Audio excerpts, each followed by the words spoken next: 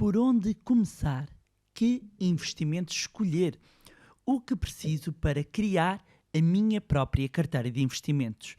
No mais recente episódio do podcast Manibar, falamos sobre o que precisa fazer para começar a construir o seu portfólio de investimentos. Olá, o meu nome é Bárbara Barroso, sou especialista em educação financeira e finanças pessoais e sejam bem-vindos ao Manibar. Money! Here we go! $100 million. The dollars are gone! Olá, meus amigos, como é que vocês estão?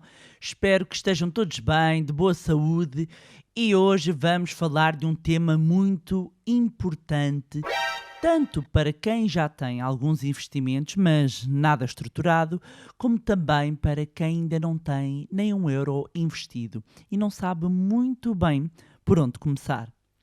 Vou passar-vos aqui quais são os passos, as etapas para começarem a construir o vosso portfólio de investimentos.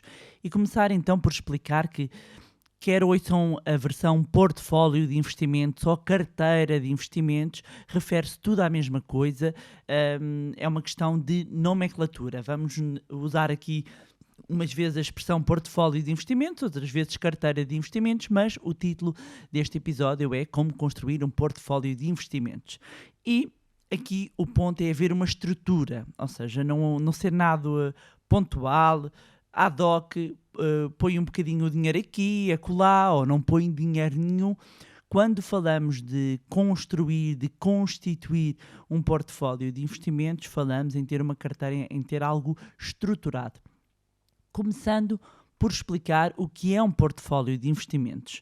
Não é mais do que um conjunto de ativos financeiros que uma pessoa detém, com o objetivo de obter um retorno financeiro ao longo do tempo.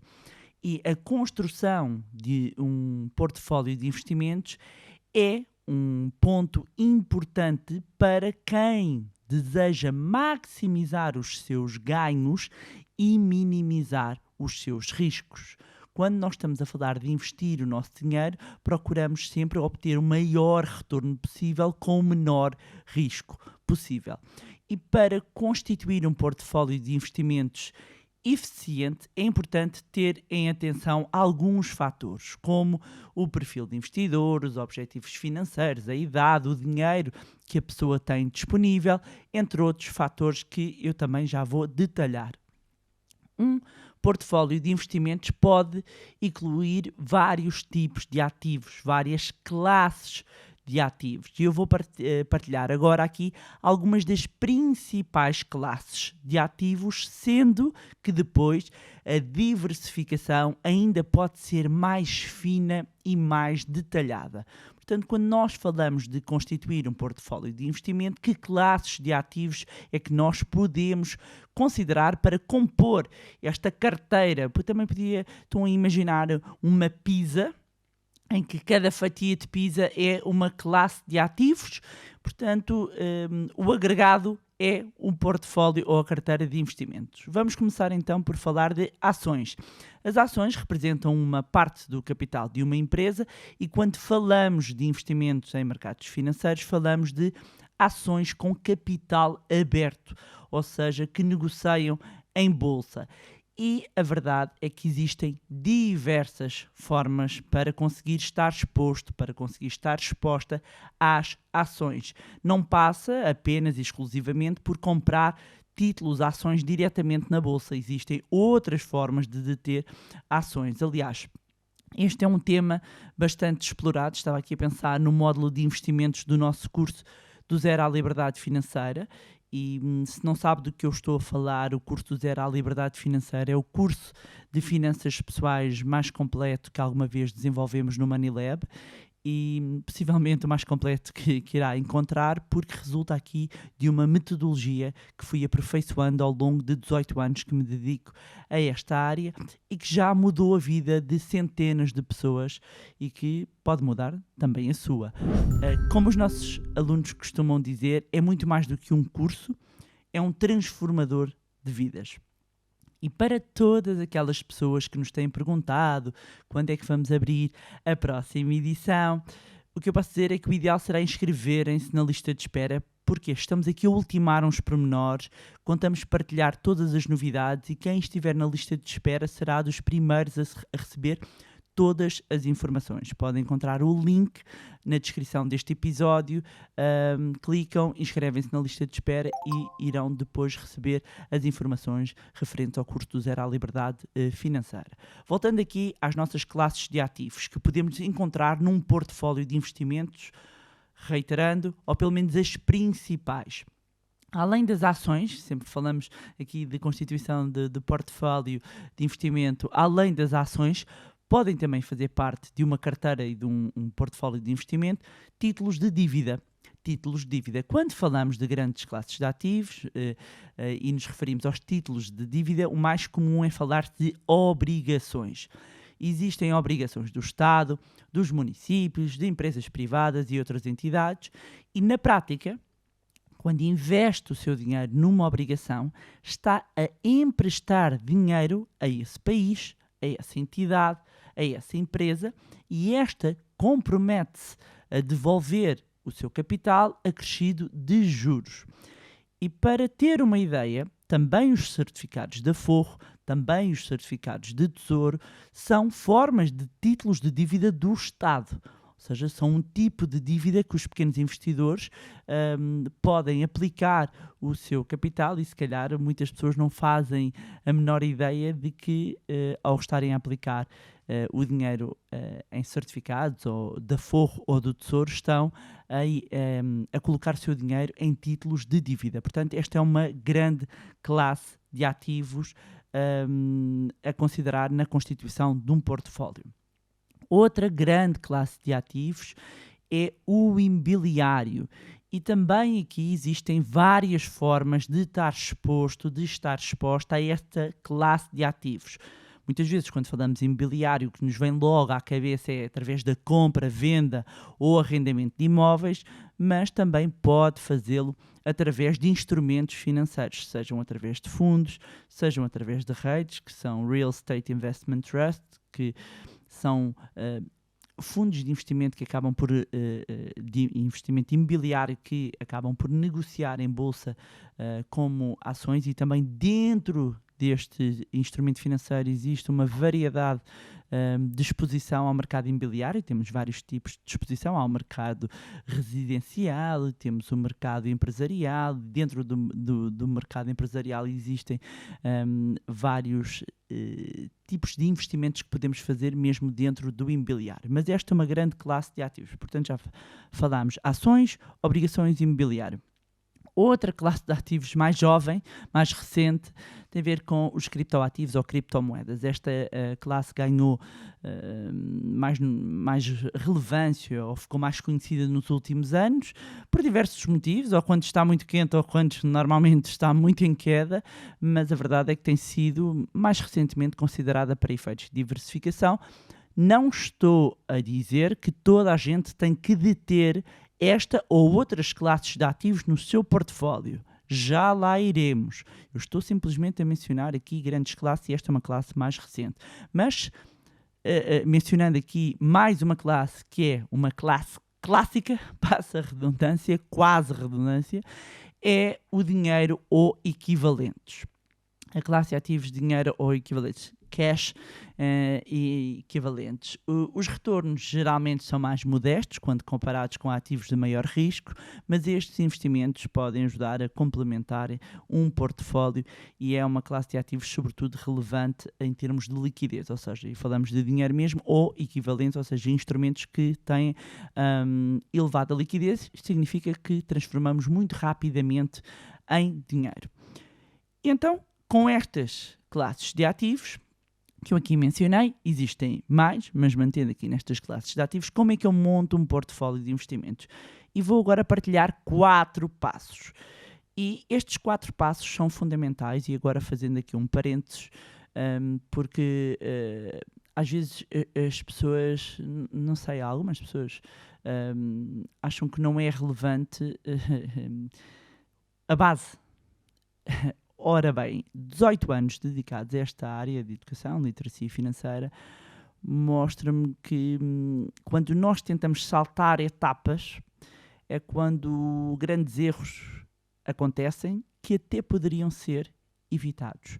Portanto, não subestimar o poder da aprendizagem, o poder da humildade de nós na vida, nos investimentos, mantermos-nos humildes.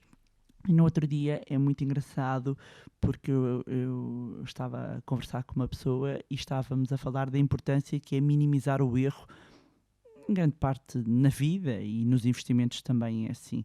E até estávamos a dar um exemplo no ténis, vou partilhar só aqui este exemplo, no ténis ou em alguns outros desportos estávamos a usar o exemplo, o objetivo no ténis é marcar ponto, mas é conseguir passar a bola para o outro lado. E por vezes consegue ganhar, não necessariamente quem faz os pontos mais espetaculares, mas quem é competente a passar a bola para o outro lado. E ser competente muitas vezes passa por evitar erros. Nos investimentos, evitando os erros, nós já vamos estar à frente da maioria. E por isso chamo especial atenção para estes 4 passos, porque às vezes parece óbvio, mas não só a maioria não faz o óbvio, como mesmo quem sabe também não implementa. Quem não sabe, se não é óbvio, é um processo de aprendizagem. Posto isto, divulgações à parte, vamos então aqui aos 4 passos para montar um portfólio de investimentos. Primeiro passo, identificar os objetivos financeiros. O primeiro passo para construir um portfólio de investimentos é definir os seus objetivos financeiros. E isto inclui a definição de metas de curto prazo, médio prazo, longo prazo. Vou deixar aqui alguns exemplos, seja a constituição de um fundo de emergência, seja construir um complemento de reforma, poupar para dar entrada numa casa, financiar a educação universitária dos filhos, começar um negócio, fazer uma viagem de sonho.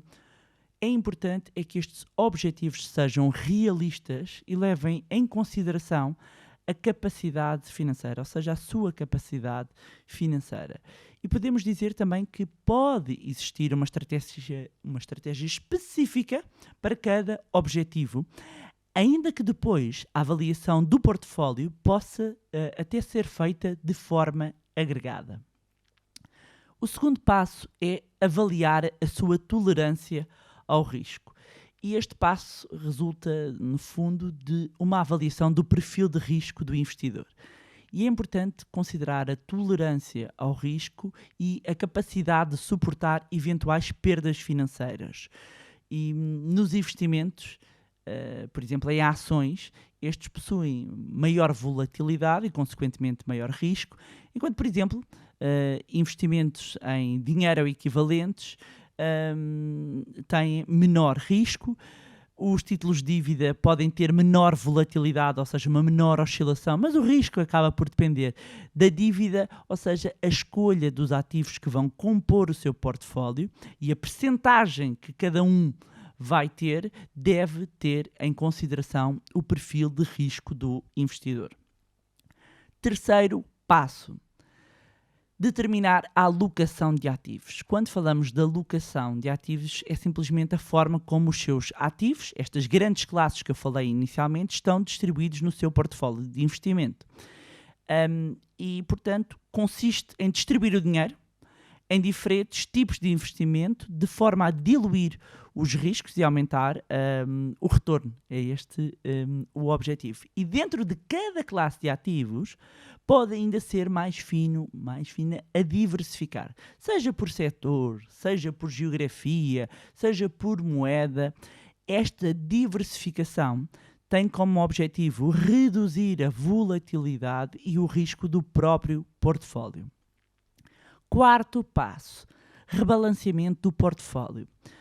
O reequilibrar do portfólio é uma parte necessária na manutenção aqui dos seus investimentos, ou seja, aqui o quarto passo de monitorização de desempenho e rebalanceamento do portfólio significa nós acompanharmos a evolução dos investimentos e avaliar periodicamente se eles estão adequados, se mantêm adequados aos nossos objetivos, ao nosso perfil, e é recomendável que faça ajustes quando isso é necessário, de forma a garantir que se mantém alinhado com os seus objetivos e perfil de risco. E a alocação de ativos pode mudar e mudar também o resultado. Portanto, o rebalanceamento vai recalibrar, digamos assim, o seu portfólio de investimentos e permite colocar de volta aqui a sua alocação desejada. Eu já agora acrescentava aqui um quinto passo fundamental, que é o investimento na educação e na literacia financeira, que eu considero este um passo fundamental, e não é para se tornar um analista, não é para se tornar um gestor, é simplesmente para se tornar um entendido nas decisões financeiras que vai tomar. Porque mesmo que exista uma recomendação de algum especialista, que espero que, se tenha a recomendação, seja mesmo de um especialista, que saiba colocar as perguntas certas, que saiba avaliar se efetivamente é o melhor para si ou não. E relativamente aqui à constituição de um portfólio de investimentos, acima de tudo é importante ter a consciência do que serve para uma pessoa pode não servir para outra. E um investidor, por exemplo, pode até adotar uma abordagem mais agressiva e manter ativos de maior risco, enquanto o outro pode preferir aqui um mix de ativos, ou seja, ter aqui um perfil mais moderado. Por exemplo, se é mais jovem e tem mais tempo para enfrentar períodos de volatilidade no mercado, pode não ter problemas em assumir mais riscos no portfólio. Quem esteja, por exemplo, nos 65 anos, já perto da idade da reforma, poderá ter uma perspectiva diferente e, consequentemente, uma estratégia diferente. No entanto, isto não quer dizer que pessoas nesta faixa etária, que eu estava a mencionar, nos 65 anos, não devam investir em ações ou em outros ativos de maior risco, porque isto até pode ajudar a acompanhar a inflação e a pessoa ainda tendo aqui uma esperança média de vida. É importante que se cumpram estes passos, ou seja, que a construção de um portfólio de investimento envolva a definição de objetivos, a avaliação do seu perfil de risco de investidor, que se faça uma diversificação do portfólio, que se vá monitorizando e que se mantenha atualizado em termos de informação e de conhecimento, porque as coisas mudam. Aliás, eu próprio dei aqui um exemplo de uma classe de ativos mais recente, mais jovem, e nós mantermos-nos informados vai nos ajudar a tomarmos também melhores decisões. Mas isso vocês já sabem, por isso é que estão a ver este incrível podcast Money Bar, e que eu vos recomendo aqui sim, uma recomendação, que acompanhem também as nossas redes sociais e também o moneylab.pt. E pronto, era isto, tinha para vos trazerem mais um magnífico episódio do podcast Money Bar. Dizer-vos que, se fosse a vocês, subscrevia a newsletter do Money Lab para ficarem atentos às novidades que estamos a preparar. Eu só digo isto. Podem encontrar o link diretamente na descrição deste episódio, ou então basta irem ao nosso site moneylab.pt e encontram logo na homepage o local para subscreverem a newsletter.